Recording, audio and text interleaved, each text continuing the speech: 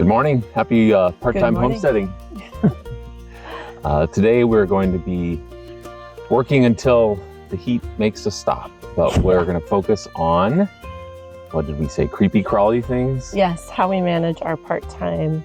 Yesterday I'd shown you dividing our new Gerards. Worms. And I used some of our vermicompost. And I will show you the results of what one day. Yeah. And Peter's going to be hanging another sunshade for the bees, and we'll probably deal with some black soldier fly drama as well. So lots of creepy crawlies. Welcome.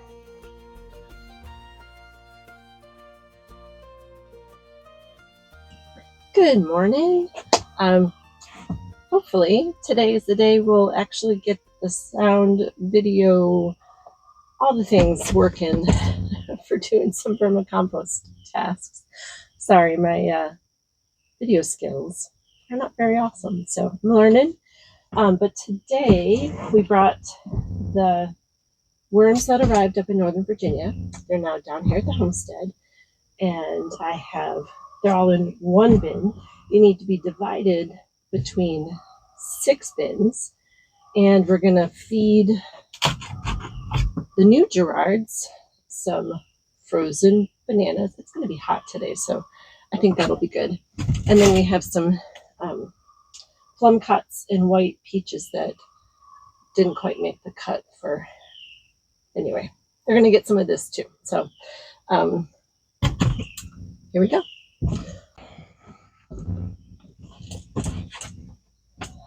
All right. First thing we're going to do is dragged in the hose, check the Coco Coir that we activated last week.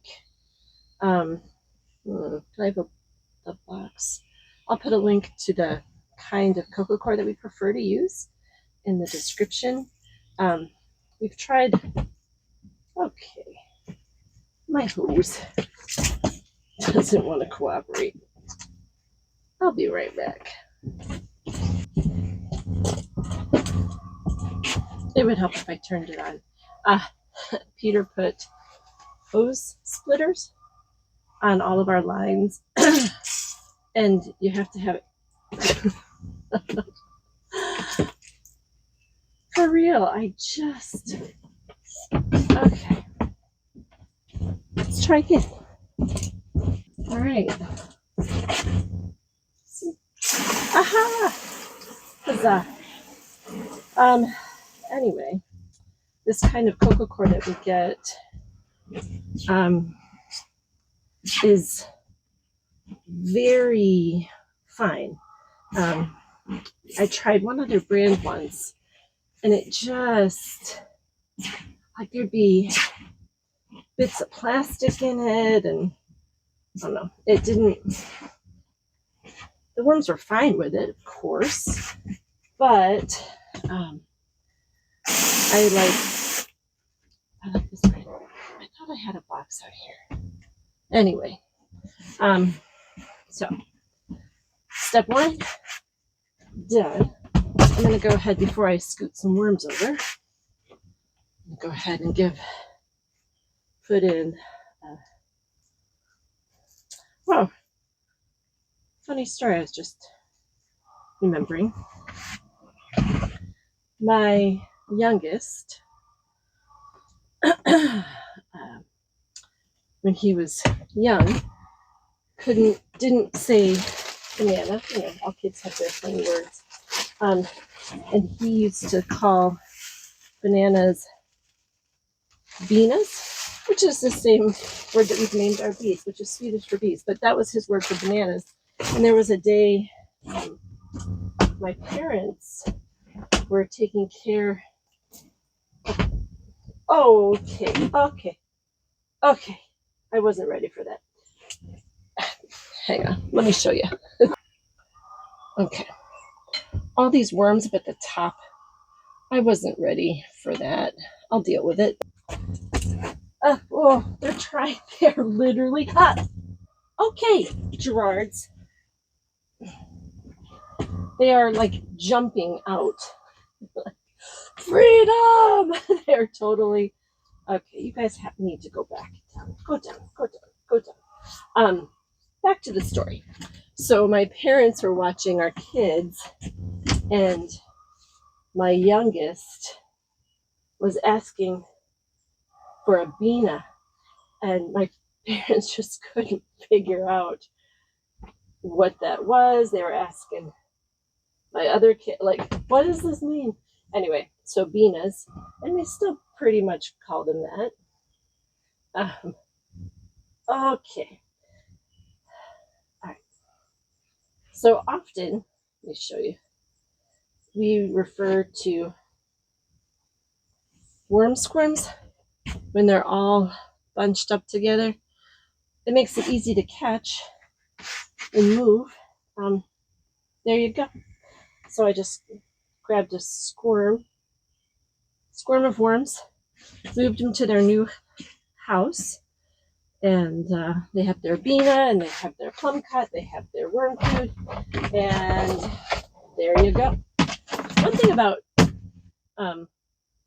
vermicomposting, that what you get, the vermicompost, is such a nutrient-rich compost that you can use in your gardens or with houseplants. And we have found the plants that we use it on frequently, like our strawberries get a lot of vermicompost, are just doing really well. I'm going to treat our tomatoes with vermicompost. They're struggling in this heat, and they had some of the bad compact soil. And just as the summer's gone on and things are hot, and yeah, that soil isn't helping. I'm gonna try to loosen up the soil around the roots, add some vermicompost, and see if we can't give these tomatoes a little bit more life. One more thing. Vermicomposting is something you don't have to have a homestead. Worms are really easy to keep. They are, even in Northern Virginia, I wouldn't recommend keeping them in your kitchen, which we've had to do for a multitude of reasons. They love to escape. So basement or outside, if you've got a cool space that you can keep cool, but if you need to move them inside when it gets extra cold or extra hot. But anyway, they're fun to take care of. They eat all your kitchen scraps. I mean, like fruits and vegetables, you don't give them like your leftover pork chop or something like that. But they eat your table scraps. So that's pretty great for like not having food waste. And you're making a product that you can use to grow new things. Anyway, so highly recommend vermicomposting as a hobby if you love to garden, or if you garden and you don't want to vermicompost yourself, we have it. And we love to say, first bag's on us for you to try, because we believe in what we're doing here. This is good stuff. So let us know. Our Gerards are divided into this is a great worm wall. We've got 12 totes. Get them at Home Depot. Drill some holes that they love to use to escape from time to time. But for air, you just need Coco Coir, peat moss, and food scraps, really, to have your own vermicompost, and maybe even your own worm wall. So I'm going to I grabbed our bucket of vermicompost, gold for your gardens. And I'm going to go feed it to my tomatoes and other things that we want to do well this year. Better. Now the plant can focus on the good stuff. I brought a kebab skewer from home, and we're gonna share it. And oh man, there's a bee. All right, nope, there he goes. Oh, he's gone.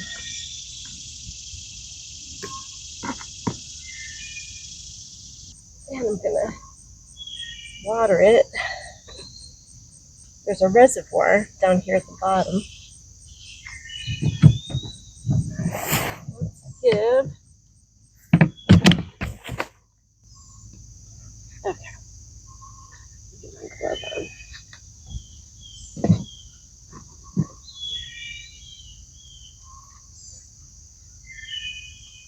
Vermicompost.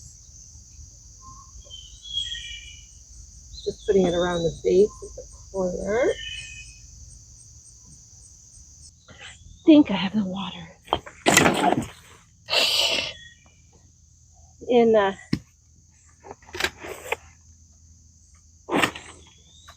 junior high,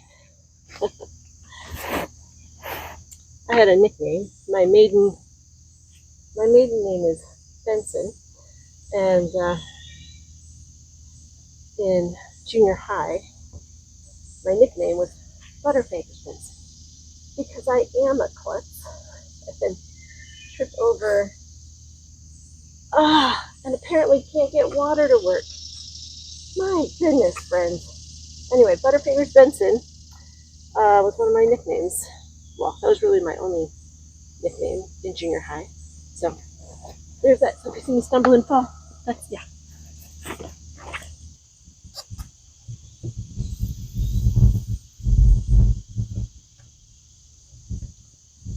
Reservoir is filled. Tomatoes are fed and watered. Let me fix that tower, but they should be in good shape. So yesterday you saw me, I was adding vermicompost to these tomatoes. I trimmed a little bit and used a kebab skewer to loosen the soil. 24 hours later, these tomato plants are looking so much better. They're perkier. The leaves have filled out. They were looking wilty yesterday. They're looking better, and the tomatoes, some of them just ripened overnight. I feel like that's a good sign. And vermicompost, even the marigolds, this one was almost dead. I chose to not pull it, but it's perking back up. But even the marigolds in the tomato pots, we're thankful that we fed them some vermicompost yesterday. Part-time vermicomposters, we don't have to do much. Oh, 12 the big bins thing, now. yeah, 12 bins. We feed them once every 2 weeks. The big thing is temperature control. Yeah. Peter made it possible to keep them not in our living room, which was pretty great. I'll show you, insert a picture of what it used to be like. And so we have a temporarily wired but vent fan installed with some vents in the shed. It's insulated, so just over there is the vent fan. That's the vent fan. And then the temperature control is there, so it kicks on when it needs to. And, circulates the air. Circulates the air without really having to try and air condition a shed for worms, which seems a little overkill. So. Right.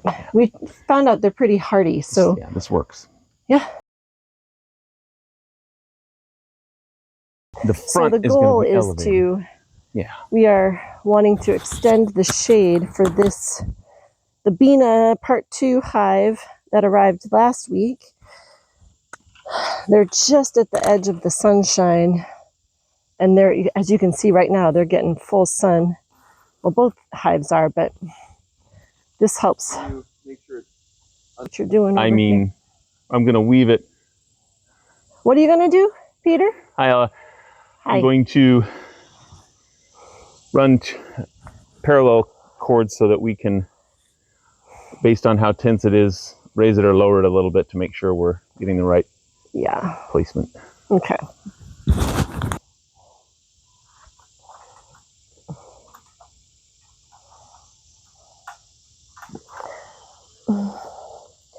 Hey, look at here's one of our bees. This is their favorite plant down here. And look at, it's labeled, it's Anise hyssop. There's also Japanese beetle on there. Yeah. Anyway, this is where I see the bees most frequently. All right, sunshade is hung. Peter said he accidentally bumped the green hive, the sting hive, when he was down there. And they got a little bit frustrated. So I'm going to keep my distance in case they're still on high alert. But anyway, extended shade for the bees. This is good. Okay. All right, one of the things. Where do you want me? Over by the side here, because we'll approach it from the side and they're a little happier, as we've been told.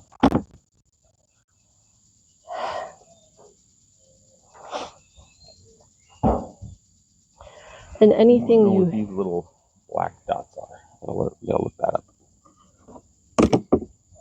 A poop of some kind? Might be bee, actually. Okay. Calm thoughts. Full disclosure, this is my least favorite part of beekeeping. I'm trying to get better about it. Oh, I didn't know you're gonna undo the whole thing. Okay. Tell me what you see.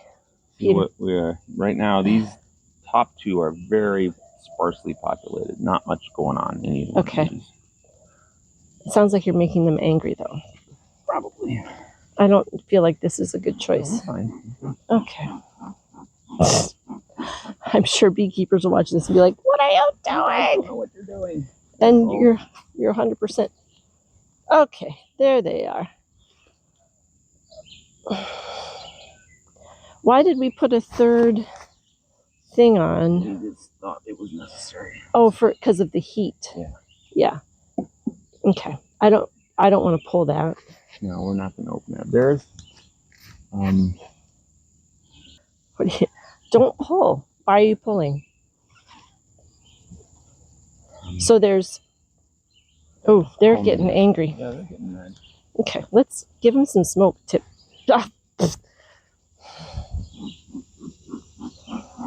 This is challenging me. Oh. Well, I still see some pretty good movement in there. That's great. Let's put it back together and let them be alone. I think there's a queen in there still. So. Yeah.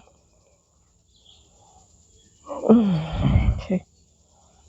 Calm thoughts. Calm, happy thoughts. I love bees. Up forward a little bit. Mm-hmm. Sorry, I'm useless right now. You're fine. We're good.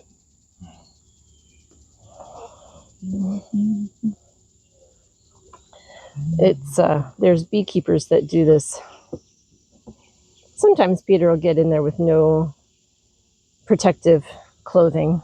I don't have any gloves on right now, but I definitely have the the top suit on. Well, I don't want to walk in front of this one. I'm behind. I can't see anything. I can't do anything. It's okay. You can. As long as you're not directly in front. If you want to go around and kind of stand over here, don't be too close. They're still pretty mild. They're not traveling a lot. So. I'm just over here. Okay. And this one, we have to decide if they're ready for another box, right? Yep, that's what we're here for. Just generally check. Peter's giving him a little bit of chill out smoke. Oh my. Wow. Okay, that's a happy, healthy hive. Yeah, there's a lot more activity in this one.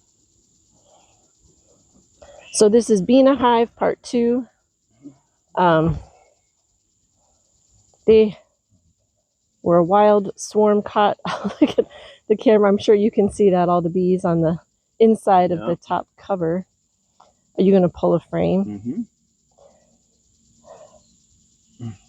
Carefully. Yeah, I'm not going to pull the ones that have a lot of it. Good. Have they built? They haven't really expanded to this one yet. That's okay. We can do that next time. Yeah, just let them, you know. Oh, I'm gonna get stung here. Yeah, I think it's good. They're good. They're doing well. Let's cover them up. Call it a day. I'm not gonna go try to find the queen or anything.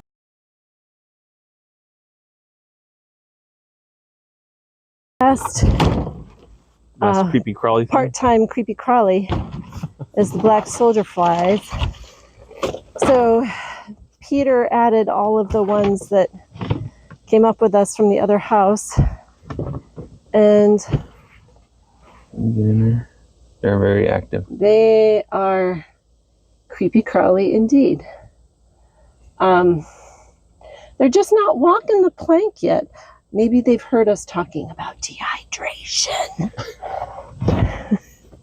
Well, on that happy note, You got spiders crawling on you. So that's it. And there. So again, another Creepy-Crawly that you don't have to do much other than throw food scraps to it, which suits our part-time homesteading.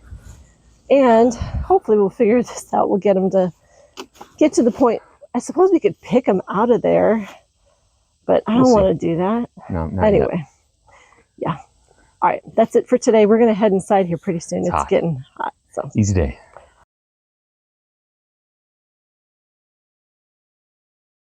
All right, we're going to get some tomatoes here. Oh, shoot.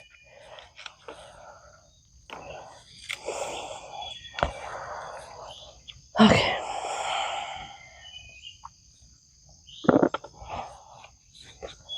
Peppers. Oh, there's a huge monarch butterfly. I think a monarch butterfly. Oh, wow. Inside, can you see that? Inside, underneath the sunshade. There's the best. He's underneath the sunshade. I'm going to open that up and let him out. Maybe, oh, this is probably the best way. There you go. Hey, okay. I'm going to step back. He's outside of the bird netting. That's the good thing. Yeah. There you go. He's free. Yay! Off he goes. Okay. Thank you. Operation Rescue Monarch. Success.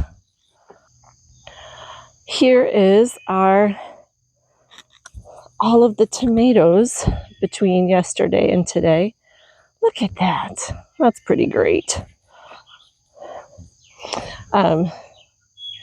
Tonight, I have a coworker who just got back from France, and he brought me graciously some beautiful French olive oil. So tonight, our planned dinner is to enjoy some bread and tomatoes and basil, anything that really we can use as a delivery method for awesome French olive oil. I am going to get these morning glories planted. Oh, goodness. But we got to scoot this potato soil.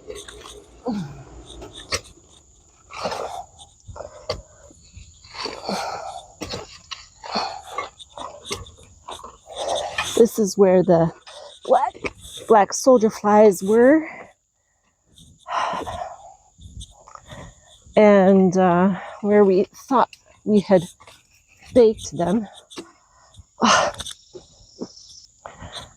As I get more glistening and sweaty, you have to pardon my fluff-tastic hair, and it's just so humid. That's why I wear it up and back. No point.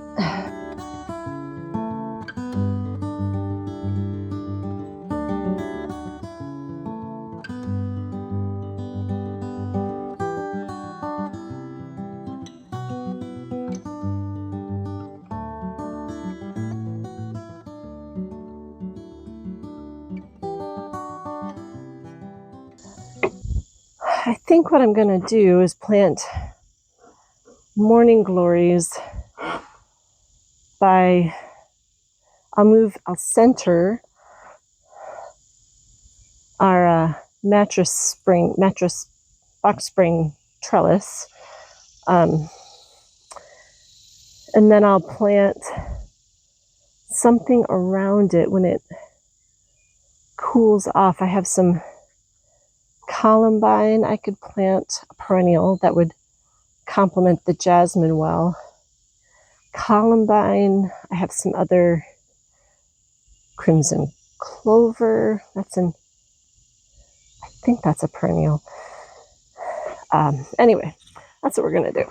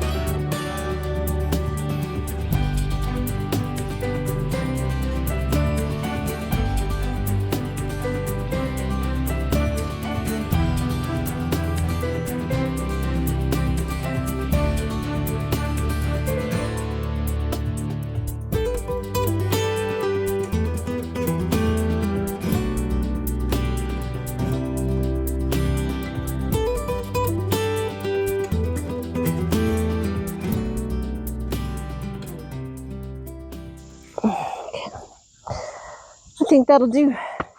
I've got some really cool, some terracotta feeders. You use empty wine bottles, put them upside down, and they slow release water into the soil. So an area like this that's going to get dried out, because once the sun comes over that, our house line, our roof line, it gets steamy back here. So having something to help keep that soil moist would be great. So we'll add one of those this weekend. I guess that means we get to have, oh, we should totally have some wine with our fancy French olive oil dinner tonight. And we'll add the fancy bottle here to our morning glories. Good morning. As promised, I would show you the little terracotta watering spikes that we use for watering some of our mostly fruiting bushes, but I wanted to get this set up for the morning glories because it's going to be hot and dry this week.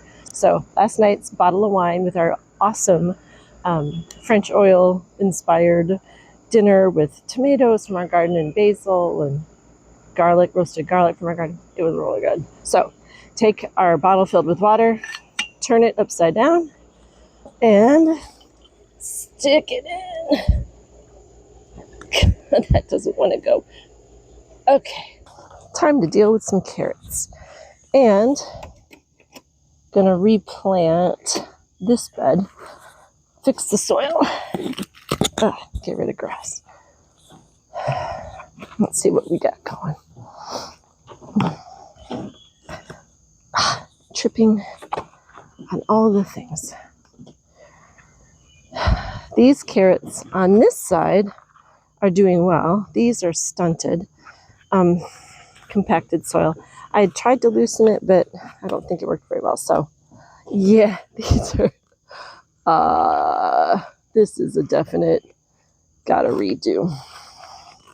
I should have done this weeks ago. My goodness, wasting precious growing time.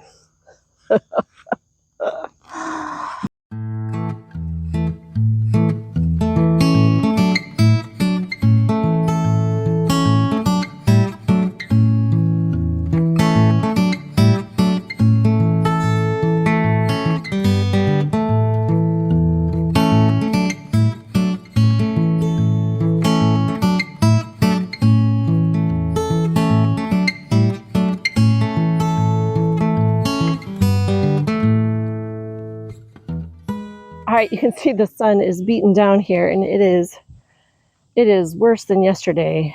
It's not going to be as hot today, but the humidity, what did it look like, Peter? 95%? Yeah. So I'm going to go ahead and get these beds planted. We abandoned our project of turning prepping another bed down there. It was just too hot. We were shoveling. There'll be video footage of that. And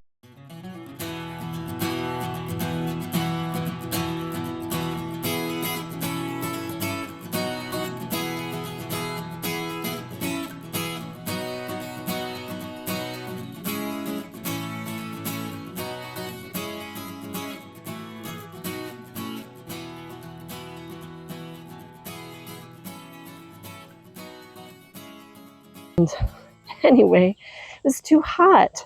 But I am going to get this planted, and then it's just getting everything watered today. And look at labels. So I'm planting in this bed closest to you. I'm planting some Swiss chard and some spinach. And then back here, I'm planting Gustav's salad lettuce. And so here's a fun little fact about Baker Creek Heirloom Seeds. They love to send free seeds when you order from them. And like that's how I discovered these carpet zinnias, which are now the Persian carpet zinnias, which are now my favorite flower here. So they sent these little gem lettuce. They're little baby heat tolerant, like romaine lettuces. That looks like a Brussels sprout. Anyway, they're super cute, and I'm excited to try. And Gustav's lettuce salad, I love the description. A highly refined gourmet butterhead from the Dutch Isles. So we're going to have some fancy schmancy lettuce going here. So here we go.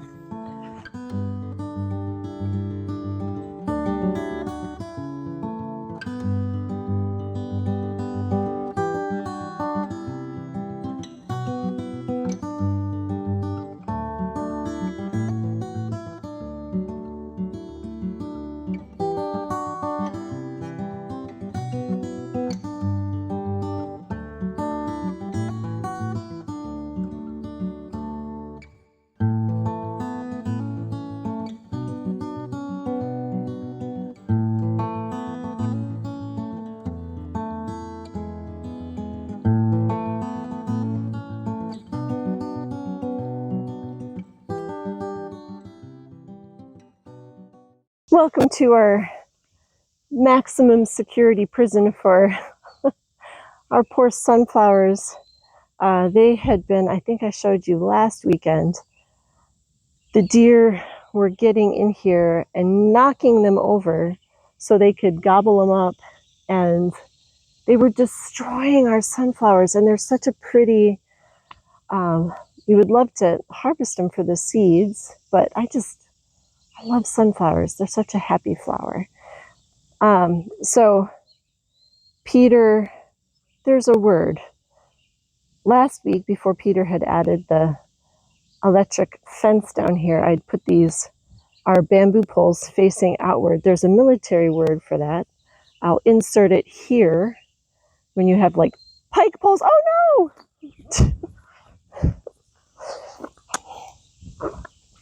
Sorry about that. You all went for a little tippy top fall. Abati, abatis. So I built that. And then Peter strung. We got 4 strands here, 2 strands around the edge. Got some wire fencing around this section because they were eating our hibiscus plants over there. Anyway, so the sunflowers are in sunflower jail, not because they're bad, but because we're keeping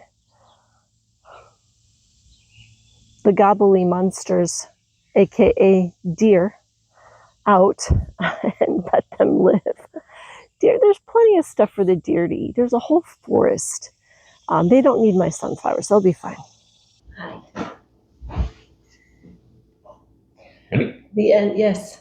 It's the end of almost the end of our weekend here at the part-time homestead, and we have. It's been a warm one. We sweat more than we. I still feel a little bit depleted. That's okay. Just some water. we controlled some critters. We did. Yeah, we talked about how we're doing small wiggly critters with small amounts of time, Yep. and with varied levels of success. But the bees are still alive. We confirmed the bees are doing well. The worms are doing well. The black soldier flies do their you guessed it. You said there might be some drama. I don't know what they're doing back there. They're just wiggling and eating our scraps, and we're okay with that right now because we don't have any chickens, so we'll figure that out. We did add, you'll see over our shoulders here, my Swedish rose-mulling tchotchkes are gone, and it was been replaced by a whiteboard to organize some lists. Whiteboards are the best. Lists are the best. Lists are the best. It's not so much the whiteboard, it's the list. So we have it. We are incessant list makers, so this just makes it easily accessible. You can't use this stuff of paper. You can both see it. Yeah, we are both list makers, and we both have lists equal, opposite, and they sometimes migrate here and they get combined, and then we have all these lists, and you're like, was that actually done? Was that an old to-do? Is that a new to-do? If we just transcribe the to-dos in one place, and some of the to-dos are weekly, I made notations on things that are just weekly mental checks, so that regardless of work schedules and demands on something you might not have to do if you were here every day. Right, exactly. This is a reminder that you gotta get this done, limited time. Exactly. Knock it out. Exactly. We also enjoyed, it was great to have our two youngest here with us for some of the weekend to just enjoy. We unfortunately had a loss in the family this weekend. And it's those little reminders of the importance of time and doing. God for the time you have. Yeah. Sorry, I'm getting teary. I know you are. Anyway, but I'm thankful for this place. I'm thankful for you. I'm thankful for our family, and just pray that you find ways to enjoy the gifts that God has given you, where you have been planted. Yep. You're okay. I have the spiritual gift of crying. Here it comes. Here it comes. Anyway. So on that note, easy day. Goodness gracious.